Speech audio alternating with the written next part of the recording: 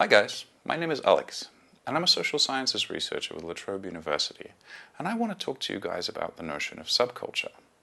Subculture theory emerged in sociology in the 1950s, and was closely tied to the ideas of deviance and resistance. Subcultures were seen to be connected to counterculture.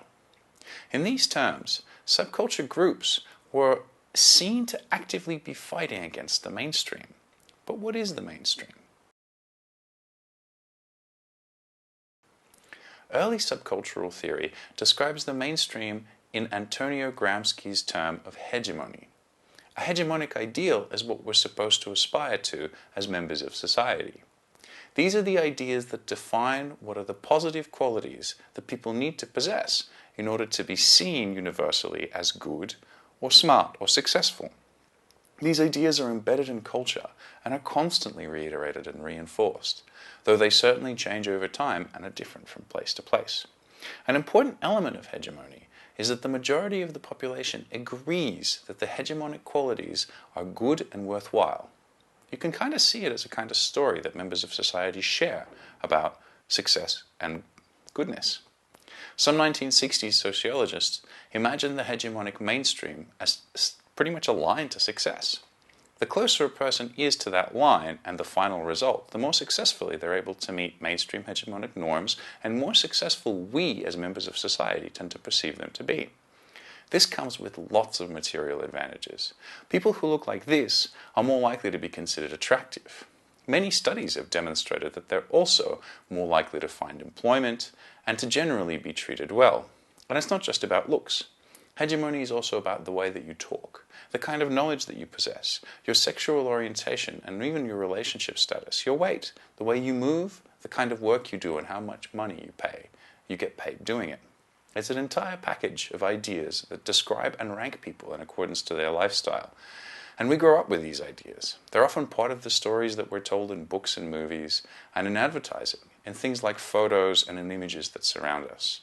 Because everyone we know has been exposed to these ideas, we rarely have any reason to stop and question their value.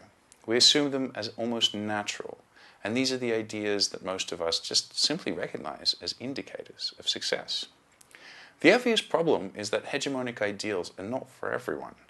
Historically, many people have been locked out of the mainstream success due to things that they couldn't control at all, like their sex or their sexual orientation, or ethnic phenotypes like skin color, eye shape, or hair. Mainstream ideals of success also often devalued unglamorous or new and external types of knowledge. Knowing how to navigate by the stars, for example, or how to find food in the bush or push a wheelbarrow is likely to not bring you very close to hegemonic ideals, but investing stocks might. Early subculture theory suggested that people built subculture directly to challenge hegemonic norms. 1960s sociologists like David Hargreaves argued that people who did not fit into the hegemonic ideals were doomed to be failures because, due to conditions that they couldn't at all control, they were subject to a thing called status denial. That is, they were literally denied the chance to gain social status. So, in return, it was theorized that they rejected the norm. They turned to disruption, opposition, and sometimes crime and other radical forms of deviance. In these terms, subcultures were the realms of social losers and misfits, a place to hide and find solidarity for those doomed to failure.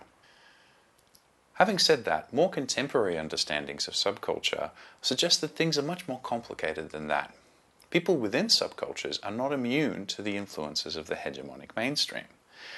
Amy Wilkins offered a great example of this in her work with American Goths and evangelical Christian men in relation to their performance of their manhood. So this is their masculinity.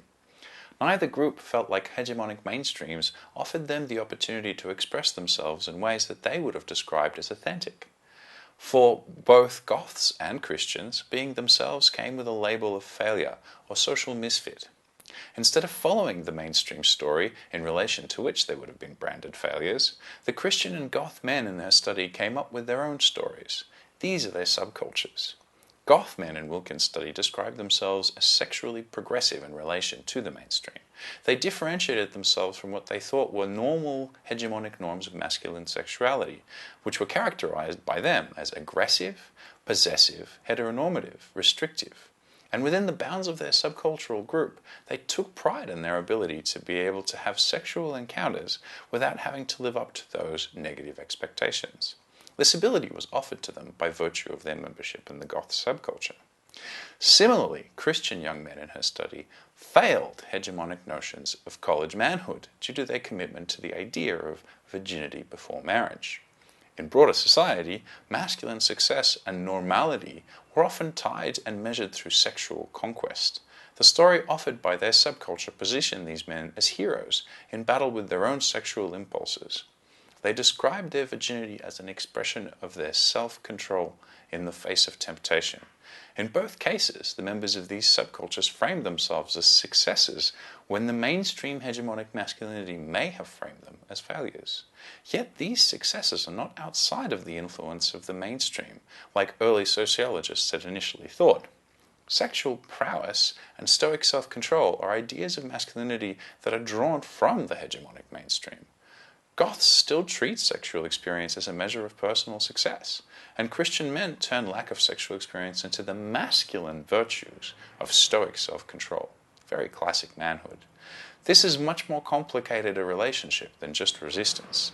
When we look at the nuance of it, subcultures do more than resist hegemonic mainstream. Rather, they create a space of self-expression and development which are parallel to it.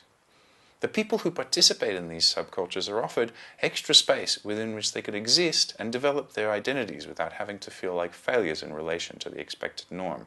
This is a really important space for identity development, and it's part of the way that culture evolves. There have been many studies that back up this idea that subcultural spaces are safe spaces for development of alternative identities, ideologies, and ideas. My own study is among them.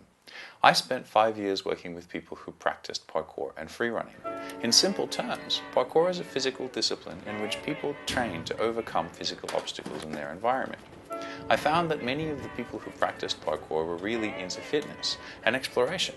They loved exercise, but did not like the hegemonic ideas about where exercise should be done or why we should be doing it. Many people who practiced parkour weren't into the structures of sport. They didn't like aggression or competition. They went into the ideas of playing to win, or working out to look good, or measuring every result. They loved exercise that allowed them to remain mentally active, so most didn't really like gyms. They all loved physical creative play, and challenge was part of their physical activity. They all loved to explore the spaces in which they lived and trained, as well as the limits of their own physical abilities. Yet generally, adults playing, jumping, and climbing in the street is still not really a part of the hegemonic norm. I saw many examples of people being annoyed and confused by parkour simply because there wasn't a mainstream story for it. For practitioners, within the boundaries of their subculture, play, exploration, and physical activity were brought together as accepted and even prized norms.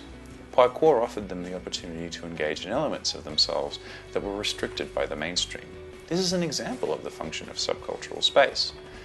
It's important to remember that the space offered by subculture is flexible, and it's not a binary or a clear choice between being subcultural or mainstream for most people. Some people occupy locations between, borrowing elements from both the mainstream and subcultural story of success. Not all parkour people, for example, dislike sport or competition, just like not all goths engaged in bisexual behavior. Not all Christians were virgins. The spaces between subcultural narratives and the hegemonic narrative can be strategically occupied. People can be a bit goth, and some parkour people wanted parkour to be just like sport. This fluidity is important. It gives people room to explore. The exploration that happens in subcultural space can sometimes be ahead of its time, and there are many examples of subcultural values and heroes being on the cutting edge of cultural evolution to be later accepted by the mainstream, though this isn't always the case. Though resistance is part of the process and function of subculture, subculture does much more than that. When a subcultural and mainstream ideas come together, sometimes we observe all kinds of interesting cross-pollination. This process is part of the way societies evolve. Thanks, and I hope that was good. See you guys next time.